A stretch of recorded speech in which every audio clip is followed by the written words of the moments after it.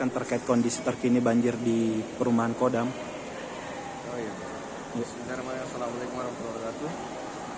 Informasi untuk saat ini hujan sedang. Dan saat ini detik-detik kadang deras, kadang kembali sedang. Namun antisipasi ada dari BPBD, bantuan dari sosial, ada dari dinas pemadam, ada dari Satpol, ada dari TNI Polri yang siap siaga semua.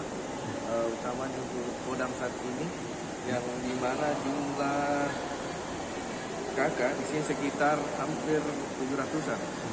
Ada sejumlah jiwa ada 1.900-an warga, sedangkan yang terendam 300 rumah untuk saat ini, yaitu di bagian belakang Kodam yang berdekatan dengan Sungai Pirinjene.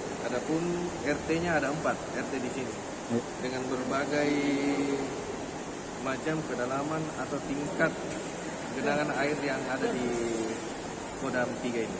Nah, mungkin itu yang bisa saya laporkan. Kalau untuk jumlah rumah yang terendam sekitar berapa Pak untuk perkiraan? Jumlah rumah yang terendam ada 300. 300. Iya, ada 300. Dan sekarang hujan lebat lagi. Ini hujan lebat sekali. Dan tetap kita antisipasi. Kalau untuk yang mengungsi, tempat pengungsian sudah ada berapa Pak yang dibuat posko pengungsi? Untuk mengungsi untuk sekarang ini di masjid ini ada sekitar 5 kakak. 5 kakak itu ada hampir 50-an lebih. Nah, sedangkan pengungsian di Gomaca atau dapur juga ada di sana. Berarti ada 2 tempat pengungsian ya Pak? Untuk Kenapa? 2 tempat pengungsian. Pengungsian di sini ada 9. Ada 9 di situ. Kelurahan Katimbang kita siapkan 9, 1 dapur umum, nah, 1 yang ada di TK sana, nah, 1 di RW 5 Katimbang. Untuk keperluan dari tempat pengungsian ini apa saja Pak? Apa sudah terpenuhi barang-barang kebutuhan yang diinginkan atau bagaimana Pak? Untuk saat ini alhamdulillah dari bantuan dinas sosial ada beras, ada mie, ada sarden, ada minyak. Nah, alhamdulillah sudah diberi bantuan.